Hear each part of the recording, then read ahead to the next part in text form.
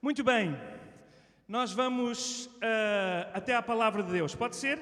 Evangelho de São Marcos, e vamos nos transportar para aquele momento em que Cristo pagou o preço dos nossos pecados na cruz do Calvário, e vamos transportar em todo o cenário que envolveu isso que aconteceu. Na altura em que Marcos escreveu o seu Evangelho, eu sei que há alguma polémica no ano em que foi escrito, no tempo em que foi escrito, mas todos nós sabemos que João Marcos, quando escreveu o Evangelho, escreveu para os romanos. Não tanto para os romanos, já ouvi muita gente dizer, ele escreveu um Evangelho pequenininho para os romanos levarem no bolso quando iam a viajar. Claro que na altura não havia livrinhos de bolso, não havia página impressa e todos os rolos eram enormes, que eram escritos. Mas, na verdade, a carta foi escrita para um grupo de cristãos em Roma que estavam a viver e iriam viver a maior perseguição que a Igreja alguma vez experimentou.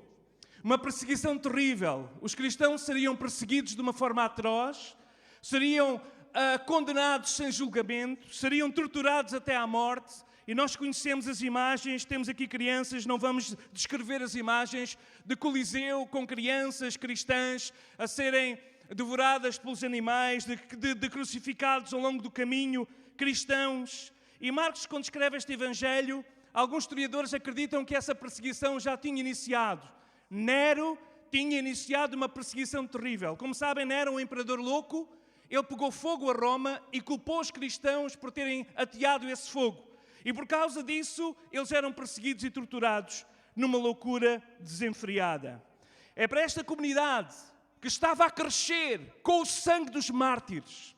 É para esta comunidade que crescia, mesmo quando matavam suas crianças, quando desfaziam famílias, mesmo essa comunidade que estava a crescer nas catacumbas, escondidas, fugindo muitas vezes para o campo, em zonas, essa comunidade cristã crescia de tal maneira, para essa comunidade em sofrimento, perseguida, que João Marcos escreve este Evangelho, e ele escreve e comunica esta obra extraordinária, uma comunidade que dava um valor real ao sofrimento, porque eles sofriam diariamente, a sua vida estava em risco diário. A cada momento eles podiam ser presos e torturados e até mesmo mortos sem julgamento por serem cristãos. E essa comunidade que dava valor ao sofrimento entende muito bem aquilo que o nosso Senhor Jesus fez por nós. Vamos ler a palavra de Deus em Marcos capítulo 15, alguns versículos a partir do verso 15. Os irmãos conhecem o texto, a crucificação. Pilatos olha para Jesus e no julgamento ele não vê e diz: eu não vi mal nenhum, eu não vejo mal nenhum, eu não vejo que ele tenha feito algum mal, e ele tenta soltar, e ele diz, quer que eu solte no verso 9 o rei dos judeus, mas a verdade é que a multidão começa a gritar, e todos dizem no verso 13, crucifica-o, crucifica-o, mas Pilatos diz, mas que mal é que ele fez? E eles clamavam cada vez mais, crucifica-o, e então a partir do verso 15 diz, Pilatos, querendo satisfazer a multidão, soltou-lhes Barrabás, e açoitando Jesus, o entregou para que fosse crucificado. E os soldados o levaram para dentro do palácio, à sala da audiência, e convocaram toda a corte. Vestiram-no de púrpura, e tecendo uma coroa de espinhos, puseram na cabeça. E começaram a saudá-lo, dizendo, salve rei dos judeus. E feriram na cabeça com uma cana, cuspiram nele, e posto de joelhos o adoravam. E havendo escarnecido, ou seja, gozado com Jesus, despiram a púrpura e o vestiram com as suas próprias vestes e o levaram para fora a fim de o crucificaram. Verso 21, Marcos capítulo 15, verso 21. E constrangeram um certo Simão Cirineu, pai de Alexandre e de Rufo, que por ali passava vindo do campo a que levasse a cruz. E levaram-no ao lugar do Gólgota, que se traduz lugar de caveira. Deram-lhe a beber vinho com mirra, mas ele não tomou. E, havendo crucificado, repartiram suas vestes, lançando sobre ele sortes para saber o que cada um levaria. Era a hora terceira e o crucificaram.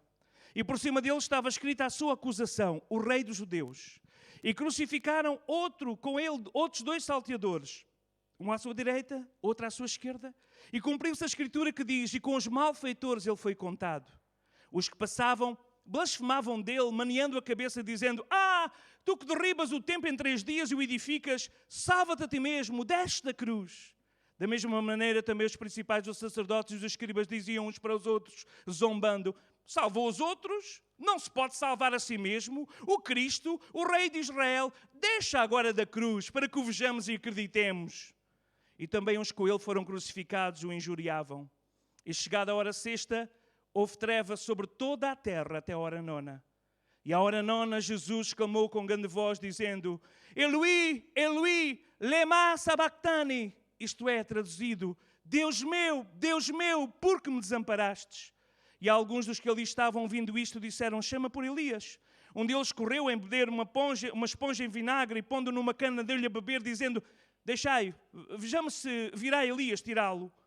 E Jesus, dando um grande brado, um grande grito, expirou. E o véu do templo se rasgou em 2, de alto a baixo. E o centurião que estava defronte dele, vendo que assim clamando expirava, disse: verdadeiramente este homem era o Filho de Deus. Verdadeiramente este homem era o Filho de Deus. E também estavam ali algumas mulheres, olhando de longe, entre as quais estava Maria Madalena, Maria mãe de Tiago, o menor, e de José, e Salomé, as quais o seguiam e o serviam quando estava na Galileia, e muitas outras que tinham subido com ele a Jerusalém.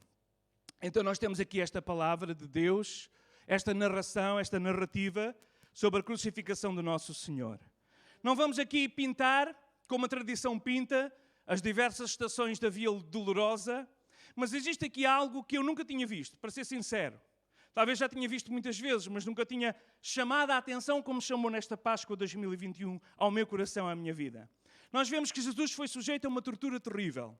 Nós podíamos começar no verso 65 do capítulo 14, em que diz que começaram a cuspir nele, cobrir-lhe o rosto, dar-lhe punhadas e a dizer: profetiza, e os servidores davam-lhe bufetadas. Portanto, aqui começou o sofrimento. Não apenas o cuspe, não apenas a tortura da alma, não apenas os nomes que eram chamados, mas também os murros que Jesus levou na cara, as bufetadas que levou na sua face. Depois, no verso do capítulo 15, nós vemos que ele foi açoitado. Pilatos, aquele primeiro verso que nós lemos, diz que ele foi açoitado. Antes de Pilatos o entregar à multidão, diz que eles o açoitaram. Então Jesus, mais uma vez, verso 15, Jesus foi açoitado.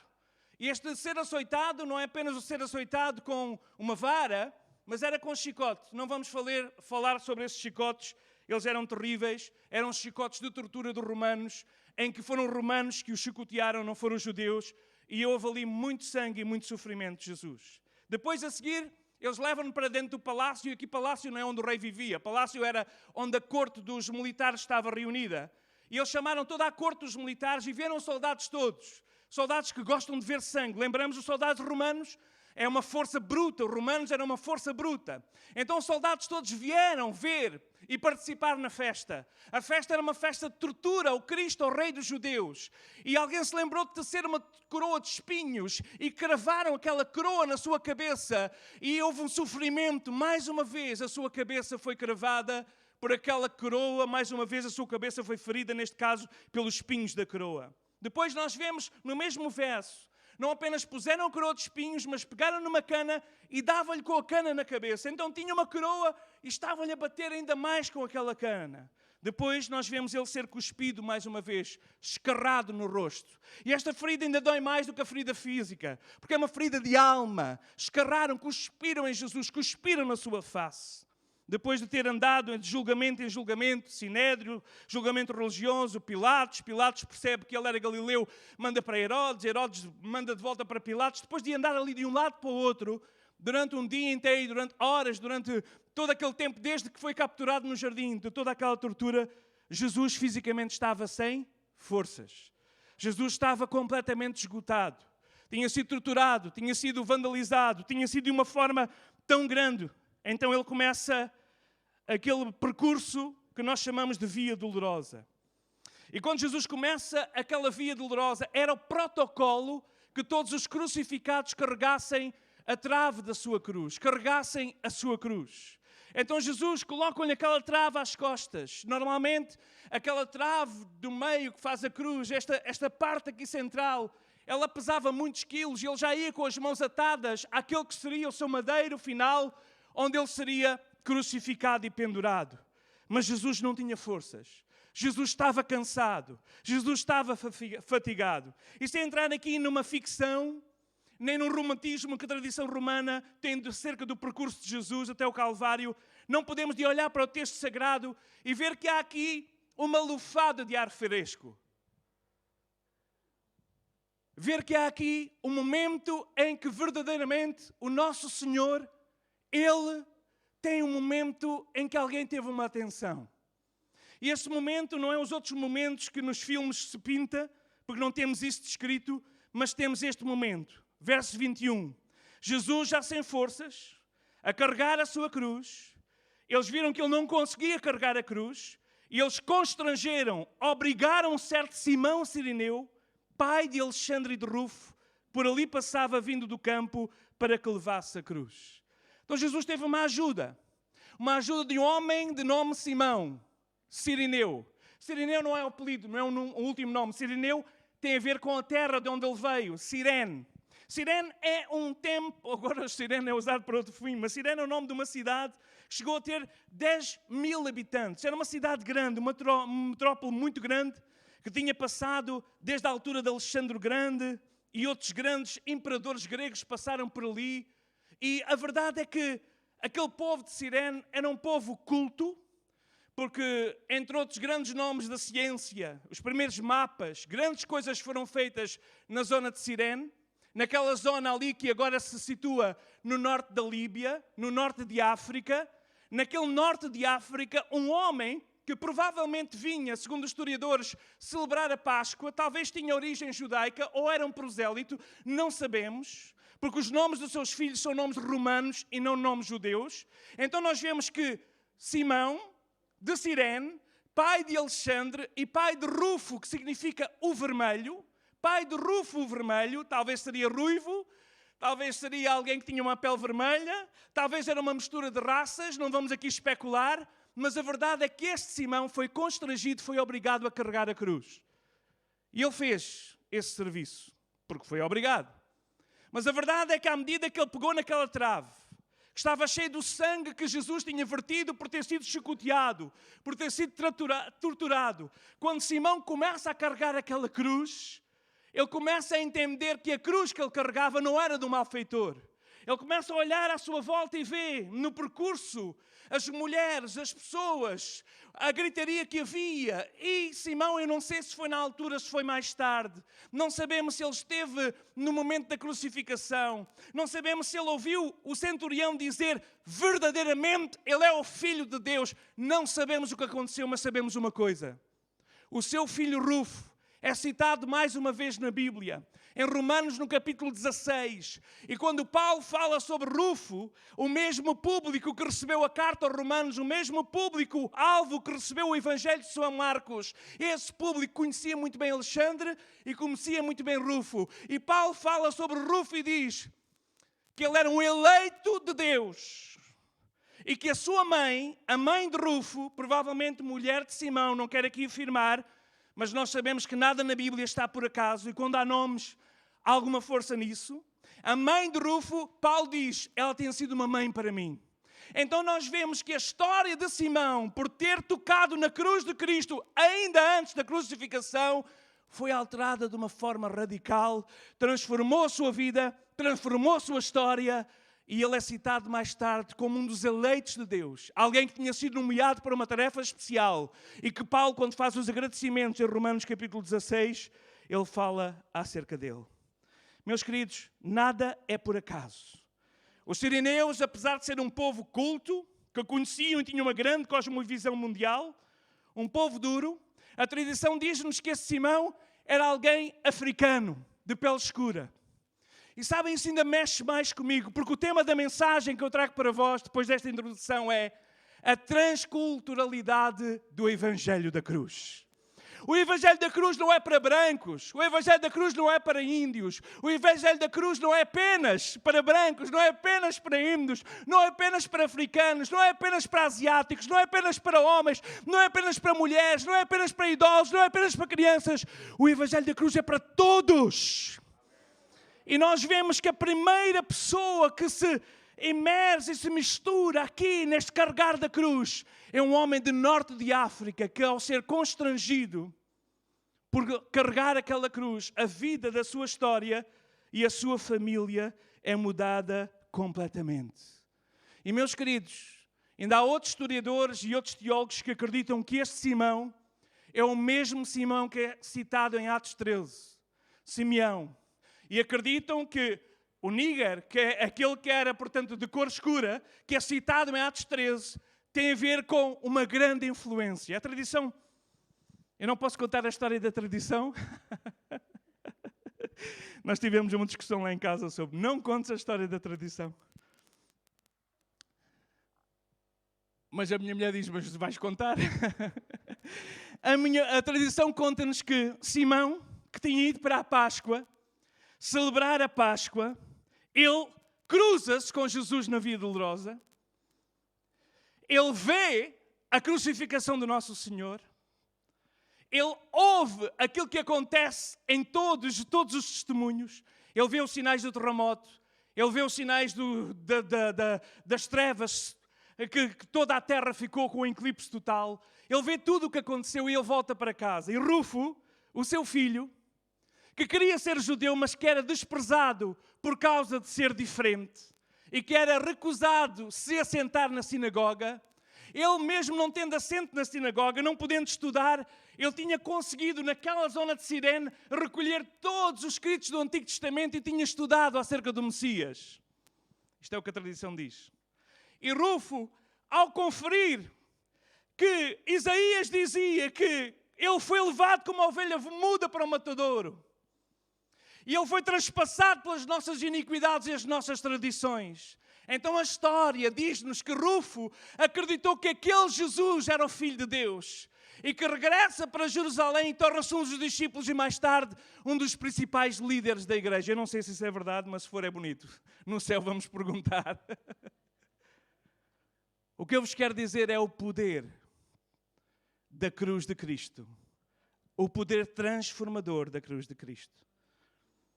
Simeão, ou Simão, que João Marcos nos dá claramente a sua identificação, aquele que é o pai de Alexandre e de Rufo, ele foi constrangido a carregar a cruz. Mas por causa dele ter carregado a cruz, era loucura pensar que na festa da Páscoa, alguém que viesse para a festa da Páscoa tocasse em sangue. Era loucura pensar que alguém tocasse num corpo amaldiçoado como eram os crucificados. Era loucura pensar que alguém tocasse num corpo morto, num corpo ferido. Não podia mais entrar no templo, não podia mais celebrar a Páscoa. Mas Simão foi constrangido a carregar a cruz e por causa dele ter ido com Jesus até o Calvário, provavelmente a sua vida mudou. Porque ninguém que se cruza com Jesus e que verdadeiramente deixa que Jesus deixe a sua marca na sua vida, não experimenta essa mudança radical. E sabem, meus queridos, eu vejo isto tudo acontecer, porque quando olhamos para o texto vemos que havia dois malfeitores, um à direita e outro à esquerda.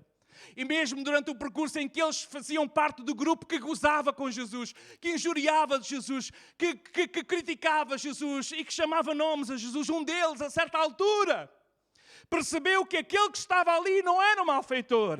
Percebeu que aquele que estava ali era o Filho de Deus e diz-lhe: Senhor, lembra-te de mim quando entrares no teu reino. E Jesus diz-lhe: hoje mesmo estarás comigo no paraíso. Meus queridos, o Evangelho da Cruz começa por alguém do Norte de África a ter o contacto com a cruz. O Evangelho da Cruz continua com malfeitores na cruz a terem contacto com Jesus. O Evangelho da Cruz continua quando as mulheres são aquelas que estão aos pés da cruz a ver Jesus expirar e apenas João, um dos apóstolos, esteve lá também. Todos os outros fugiram ou estavam a ver de longe.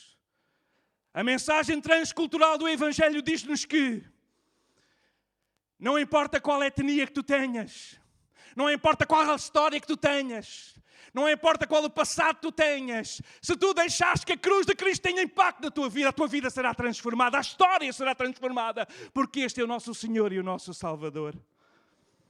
Simeão, chamado Níger, ele provavelmente tornou-se um dos líderes da igreja. Não sabemos, mas a verdade é que não é por acaso que João Marcos coloca aqui o pai de Alexandre e de Rufo.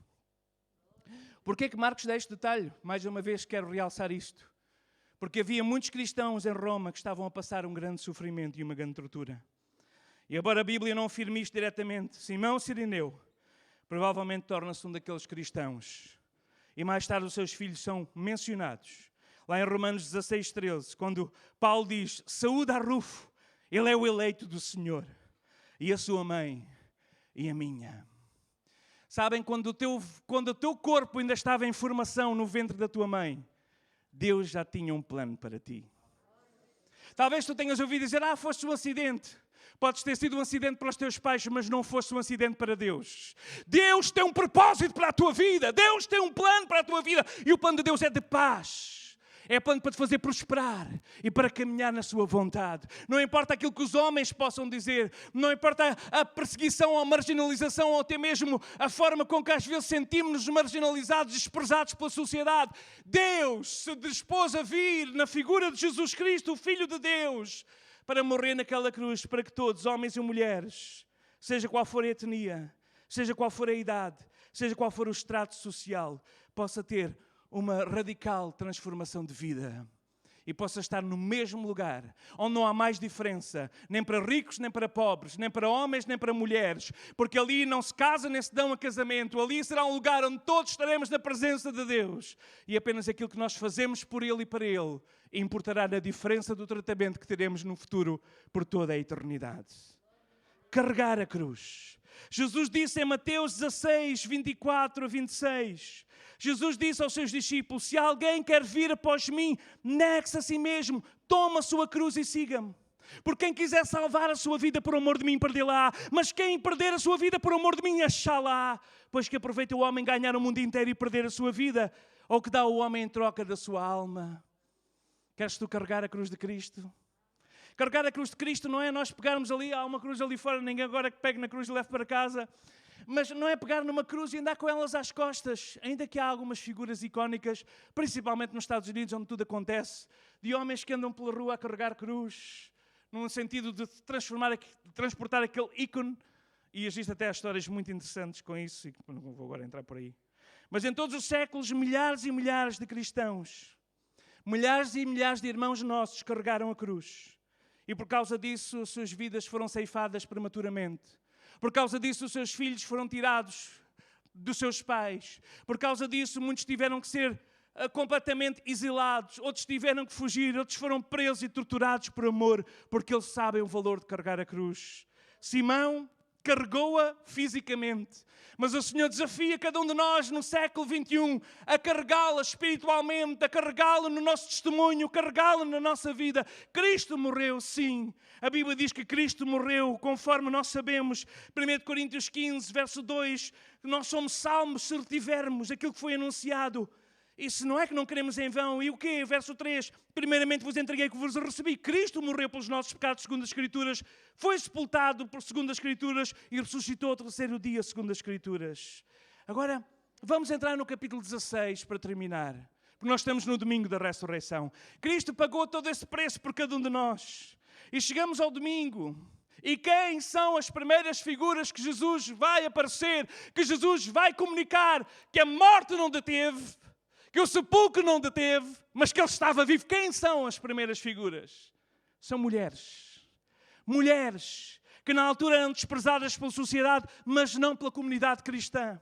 Mulheres que estavam a caminhar com Jesus durante o seu ministério. Algumas delas com uma história de vida e com um passado bastante pesado, mas que foram totalmente aliviados quando elas conheceram Jesus Cristo. Vamos ler Marcos 16. E passado o sábado, Maria Madalena, Salomé e Maria, mãe de Tiago, compraram aromas para irem ungí-lo. E no primeiro dia da semana foram ao sepulcro de manhã cedo ao nascer do sol. E diziam umas às outras, quem nos levará a pedra do sepulcro, da porta do sepulcro? E olhando viram, a pedra já estava removida. Ela era muito grande. E entraram no sepulcro, no túmulo, e viram um jovem sentado à direita, vestido com uma roupa comprida e branca. Ficaram espantadas. Porém, ele lhes disse: não vos assusteis? Buscais a Jesus o Nazareno que foi crucificado? Ele já ressuscitou. Ele não está aqui. Eis o lugar onde o puseram. Ide, anunciai aos seus discípulos e a Pedro, o tal que me negou Jesus, anunciai aos discípulos e a Pedro que ele vai adiante de vós, para o lugar combinado na Galileia. Ali o vereis, como ele vos disse. E saindo elas apressadamente fugiram do sepulcro, pois estavam possuídas de temor e assombro, e nada diziam a ninguém porque temiam. Mas na verdade nós depois vemos que este temor desapareceu. Maria Madalena, não vamos entrar por aí, uma mulher que tinha uma história de vida. Marcos 16, no verso 9, diz-nos: e tendo Jesus ressuscitado na manhã do primeiro dia da semana, apareceu primeiramente a Maria Madalena, da qual tinha expulsado 7 demónios. Vejam só a história do passado desta mulher. Uma mulher que tinha sido possuída, possessa por 7 demónios. Uma mulher cuja vida tinha sido uma vida de desgraça, de ser amarrada, de fazer coisas. Os irmãos sabem, nós hoje vivemos dias em que pouca gente acredita nisso. Mas é verdade que os demónios existem. Se nós queremos que Deus existe, nós sabemos que o diabo existe. Se nós queremos nos anjos, nós sabemos que os demónios existem, eles são uma realidade. É verdade que hoje há outro tipo de ser possuído. E não vamos entrar por aí, que estava outra pregação. Mas a verdade é que esta mulher tinha experimentado 7 demónios, uma possessão de 7 demónios, que fez coisas que não queria fazer, que disse coisas que não queria dizer, que foi a lugares que não queria ir, que fez espetáculos que não queria fazer. Pois os demónios, quando possuem, tomam conta da vida e fazem a pessoa fazer coisas que não quer fazer. Esta mulher tinha experimentado 7 demónios a tomar conta dela. Experimentou a liberdade quando teve um encontro com Jesus. E havia uma dívida no seu coração de gratidão eterna para com Jesus. E ela queria o Jesus morto, era aquele que ele tinha visto. Ela estava lá aos pés da cruz, quando viu Jesus gritar: está consumado! E ter pendido a cabeça e expirado. Ela provavelmente viu quando os romanos foram lá para partir as pernas e viram que ele estava morto e espetaram a lança no seu lado e saiu água e sangue. Provavelmente ela viu José de Arimateia descer o corpo com uma escada da cruz, enrolá-lo no lençol e levá-lo àquele sepulcro. E ela foi com suas amigas, com a Maria. As 3 Marias foram ao sepulcro e quando chegam ali, o sepulcro estava vazio. Ela sai para o jardim e ela tem um encontro com Jesus. E Jesus diz: vai Maria, vai anunciar esta mensagem. Vai. E elas foram a correr e correram e entraram no lugar onde eles estavam fechados. Os discípulos, os amigos de Jesus estavam fechados com medo dos judeus. E elas entraram e disseram: Jesus está vivo, Jesus está vivo, Jesus está vivo, Jesus apareceu-nos, Jesus está vivo. E eles disseram: as mulheres estão loucas, as mulheres enlouqueceram, foi muito sangue, foi toda aquela cena, é um trauma que está na sua vida, estão bloqueadas pelo trauma, estão a ter alucinações. Mas a verdade é que Pedro e João correram para ver se era bem assim. E estas mulheres foram portadoras de uma mensagem de um Cristo vivo. Eu quero vos dizer, meus queridos, o Evangelho é transcultural, o Evangelho é transracial, o Evangelho não tem qualquer influência, não é para homens, não é para elites, não é para estudiosos, não é para especiais. O Evangelho é para todos. Cristo morreu por cada um de nós, independentemente da história da nossa vida, para nos dar uma nova vida e uma vida com esperança. Salomé, o que falar dela noutra altura? Maria estava vencida à morte, estava vencido o preconceito, estava vencida a marginalização, desde a Via Dolorosa em que Simão Cirineu foi o primeiro a contactar e a tocar na cruz, até as mulheres que receberam a mensagem da ressurreição. Esta mensagem não está presa e nós queremos anunciá-la a ti que estás aí em casa e cada um que está aqui. Jesus vive! Há poder no seu nome, há poder no seu nome, poder para libertar, poder para curar, poder para transformar vidas. E após ter sido curada por Jesus, diz Lucas 8:3, Maria Madalena passou a segui-lo e era uma daquelas que contribuíam com o seu ministério itinerante. Ou seja, ela estava entre as mulheres que colocavam os seus bens, tudo o que tinha, auxílio da obra de Jesus, da mensagem de Jesus. E foi esta que Jesus escolheu para ser a portadora da Boa Nova. Meus queridos, a concluir, a Boa Nova é para todos. A boa notícia é para todos. É verdade que Cristo morreu, como diz as Escrituras. É verdade que Ele foi sepultado, como diz as Escrituras. Mas não é menos verdade que Ele ressuscitou e Ele está vivo. 500 pessoas de uma só vez viram Jesus ressuscitado. As mulheres viram Jesus ressuscitado. Os discípulos viram Jesus ressuscitado. E mesmo durante aquele tempo em que nós pensamos, onde é que foi Jesus depois de ter estado com as mulheres? Onde é que foi Jesus? Jesus foi, mais uma vez, à pesca de dois que tinham estado desanimados e disseram, não vale a pena estar aqui. E disseram um para o outro, vamos embora, vamos para casa, vamos para o campo, vamos para Emaús. E quando iam no caminho tristes, Jesus aparece ali. Provavelmente não estava a fazer jogging, mas aparece ali ao lado deles. E diz assim, o que é que se passa? Porquê é que vocês estão aí tão tristes? O que é que se passa? Então tu não sabes o que é que aconteceu. Então mataram Cristo, aquele que nós pensávamos que era o Messias. E Jesus começa-lhes a ministrar esperança, alguém que estava desiludido. Restauração, alguém que estava destruído. E aqueles dois homens, como nós vamos fazer no final do culto, quando Jesus pega no pão e parte o pão, eles veem os olhos abertos e viram Jesus e corram de volta para Jerusalém. O que dizer no primeiro missionário, quando Filipe estava a ser transportado pelo Espírito Santo numa estrada de Samaria, e um eunuco, mordomo de Candace, um homem da tribo dos etíopes, que servia à rainha dos etíopes, talvez da descendência da rainha de Sabá, a rainha que tinha sido uma rainha que tinha ido conhecer aquele Deus de Salomão, aquele mordomo que tinha se tornado prosélito, voltava e lia sobre o profeta Isaías. Ele foi ferido pelas nossas transgressões, como uma ovelha muda para o matador, assim ele foi. E ele começa, E Filipe diz, tu estás a entender o que estás a ler? Ninguém me explica. E Filipe diz, olha, é Jesus. Jesus que morreu por ti. Jesus que morreu para que todas as tribos, todas as etnias, todos os povos possam reconhecê-lo como Senhor e Salvador. E o eunuco diz logo, posso ser batizado?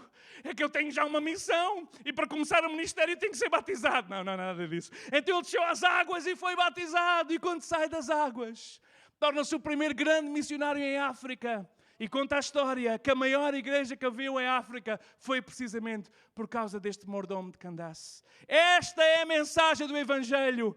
Não há discriminação no Evangelho. Não há etnia, não há raça, não há cor de pele, não há nacionalidade, não há extrato social, não há riqueza ou pobreza. Cristo morreu por todos, por cada um de nós, para que nós um dia possamos entrar no céu de glória e ali na presença de Deus experimentarmos o que todos experimentaram e aqueles que todos experimentaram que morreram com esta fé no nosso Senhor Jesus Cristo. Termino com dois versículos em Gálatas 3:27.